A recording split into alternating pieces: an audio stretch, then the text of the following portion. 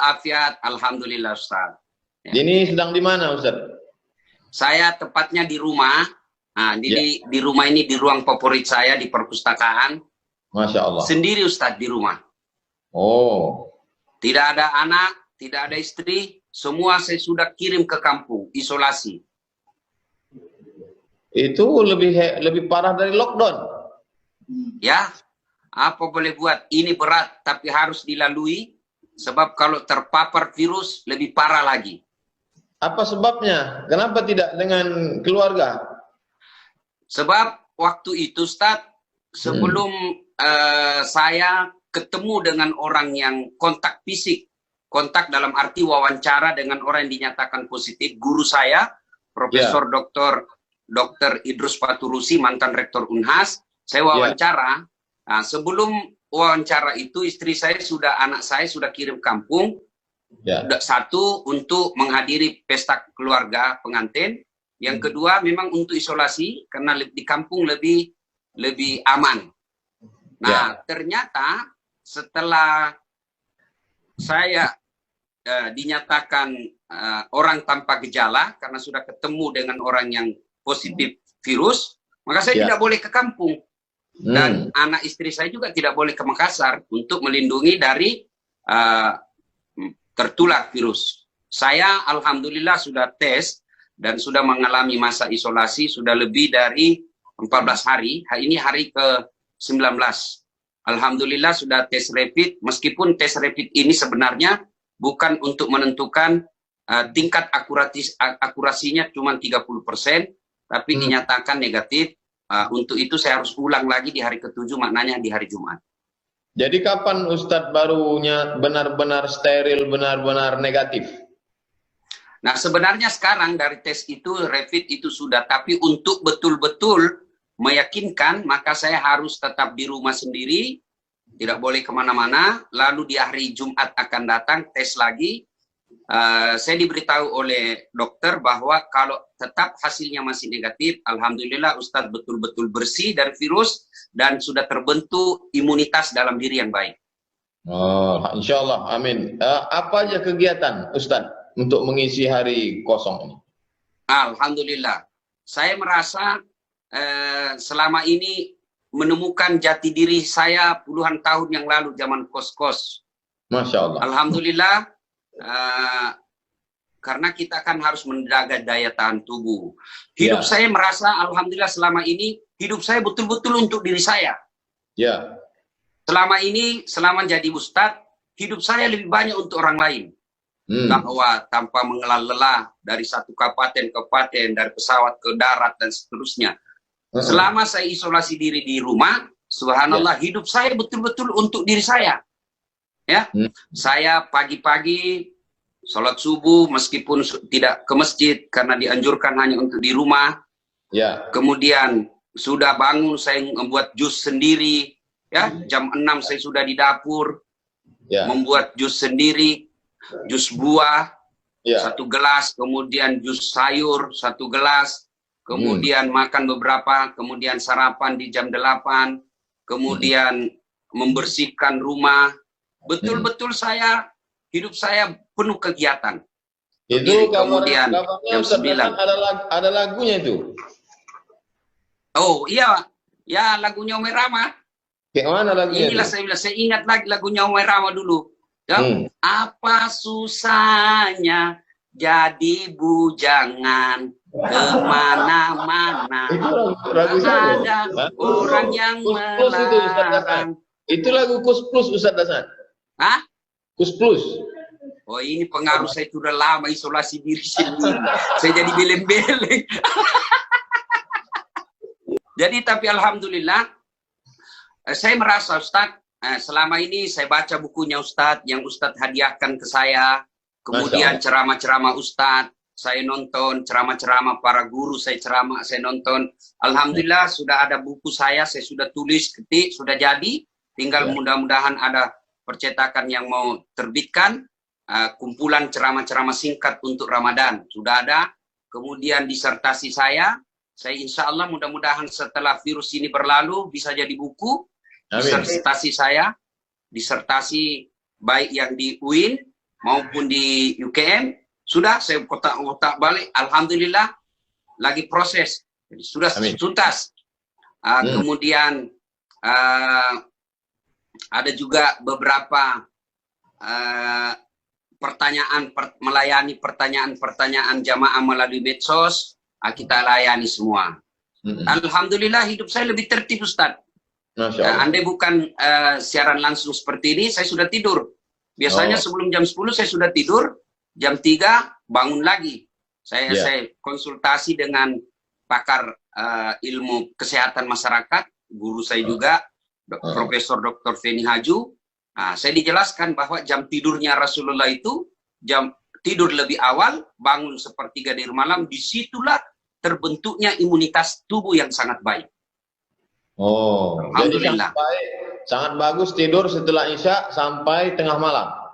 Ya, bangun lagi untuk sholat lail. Disitulah terbentuknya ada hormon, menurut beliau saya lupa namanya itu hormon, yang sangat baik untuk membentuk daya tahan tubuh. Sementara untuk menghadapi corona ini kita daya tahan tubuh mesti kuat, imunitas mesti hebat, mantap. Nah, disinilah pentingnya hadir agama. Saya membaca beberapa literatur untuk membentuk daya tahan tubuh, imunitas yang baik. Bukan, ada juga temanku di kampung dia bilang, supaya baik ini ketimun. Saya bilang, apalagi ketimun? Bukan ketimun, imun. Saya bilang, beda tipis kau. Ketimun. Ketimun. Nah, disinilah pentingnya agama. Subhanallah ya. Hadirnya agama, karena ternyata yang merusak daya tahan tubuh kita itu kalau kita terlalu banyak negative thinking, berpikiran negatif, bersangka buruk, ya, menyebarkan hoax, ya, dendam, sakit hati, marah-marah. Saya ingatlah ceramahnya guru kita Agim, orang yang suka marah itu lepas urat sarafnya. Ya, orang yang selalu senyum, nyambung kembali urat sarafnya. Maka saya lebih baik ceramah bikin senyum orang. Meskipun ada yang mengatakan saya Ustadz stand up comedy, saya bilang tidak apa-apa. Yang penting ada yang bermanfaat buat orang lain. Amin. Ya. Medsos gimana Ustadz? Aktivitas di medsos? Ya, semenjak saya isolasi diri Ustadz, saya kurangi. Ya. Saya mengurangi. Nanti setelah lepas di hari ke-14, saya mulai kembali. Itu pun saya membatasi Ustadz, karena saya lebih fokus buku saya, kemudian dengar ceramah. Ibaratnya selama saya isolasi diri, saya menempa diri, ngecas, download. Untuk persiapan selesai virus ini, baru lahir kembali untuk materi-materi dakwah yang lebih baik. Itu dari guru Ustadz Abdul Somad. Mohon izin melalui hati ini, saya izin memang toh, supaya nanti jangan sampai Ustadz dengar ceramah saya, itu copy paste. Tapi saya sudah izin malam ini. Apa sebenarnya ketika kita dinyatakan orang dalam pemantauan atau kita habis ketemu dengan orang yang kena virus corona, itu sebenarnya gimana perasaan psikologis kita? Saya rasakan Ustadz memang cemas, sempat goyang saya Ustadz. Yang membuat saya, sebab yang saya pikirkan adalah jenazah kita sudah tidak dimandikan seperti umumnya. Ya, kita tinggal di tayamumi kalau kita wafat. Itu yang saya pikir Ustadz. Kemudian keluarga kita sudah tidak dekat dengan jenazah. Tidak boleh lagi kita mendekati jenazah arwah orang yang meninggal. Kemudian kita disolati tidak rame-rame. Ya. Kemudian tidak ada tradisi. Kalau di sini tradisi di Sulawesi Selatan ada malam pertama setelah meninggal hari ini, malamnya ada takziah 1 sampai ke 7 orang untuk datang memberikan dukungan. Semua itu saya bayangkan tidak ada. Tapi saya akhirnya berbesar hati dan kembali merasa bangkit kembali setelah saya mendapati hadis orang yang mati karena wabah itu dinilai syahid dunia. Wah, saya lagi semangat lagi. Kenapa mesti takut? Memang semua orang mati, tapi ya sempat memang goyang Ustaz. Apalagi ketika istri saya mengatakan anak saya masih kecil, Ece masih kecil. Waduh, Ada lagi, ada lebih kurang ngajar. Keluarga dia bilang, bagi-bagi memang cepat warisan.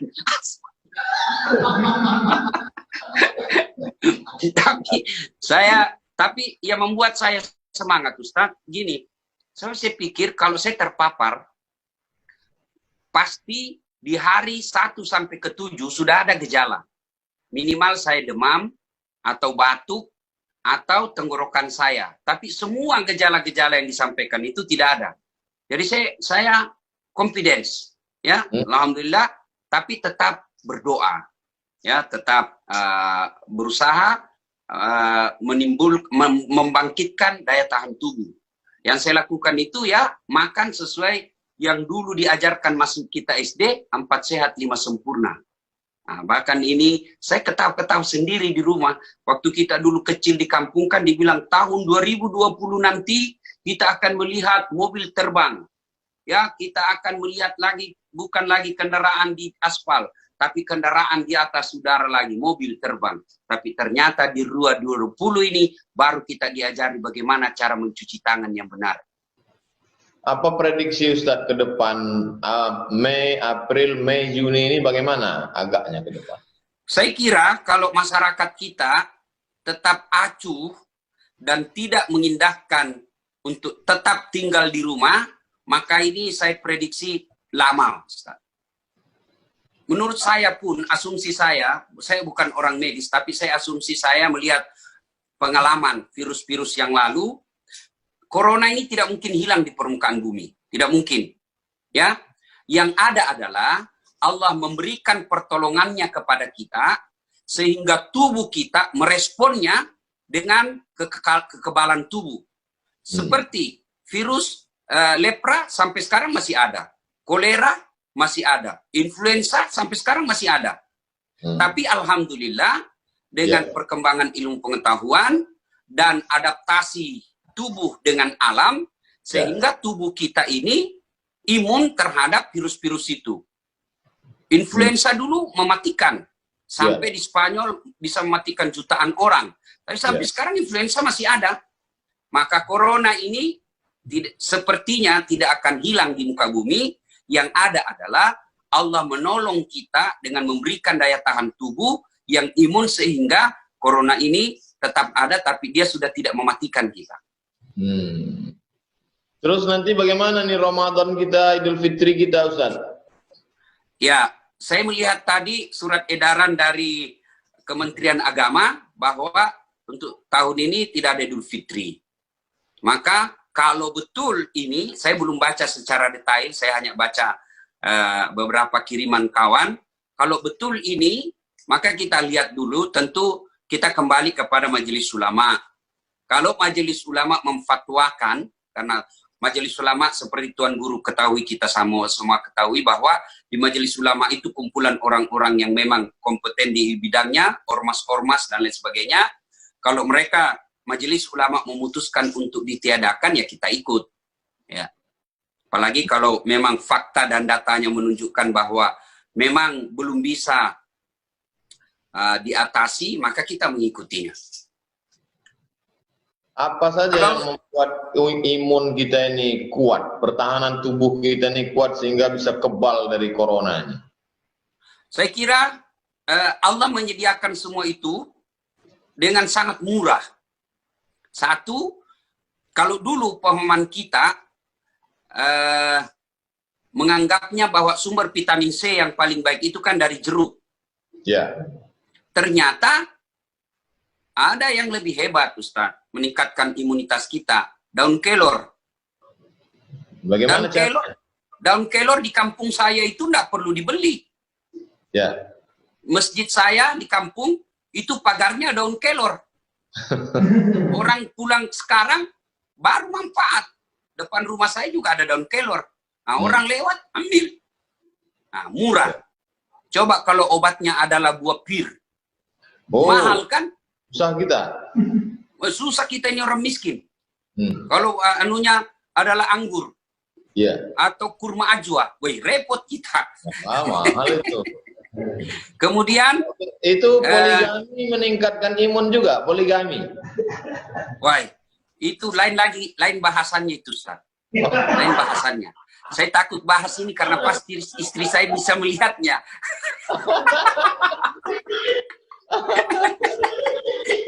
Mati Belanda. Jadi ada lagi Ustaz, murah. Iya. Itu jagung dan ubi.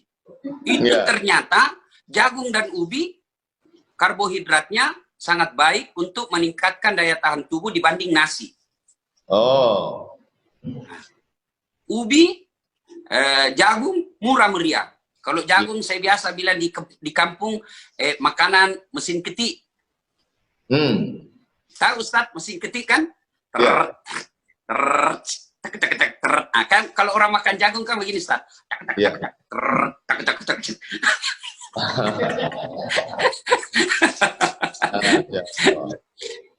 Kemudian madu. Madu Ustaz. Saya yang saya lakukan selama ini pagi sebelum segalanya masuk, air jahe hangat saya minum. Kemudian sebelum nasi, jus buah, jus sayur, kemudian minum vitamin, kemudian apa lagi? Madu, campur madu. Itu kemudian setiap 30 menit minum air hangat. Target 2 liter. Cuma ya repotnya kencing-kencing.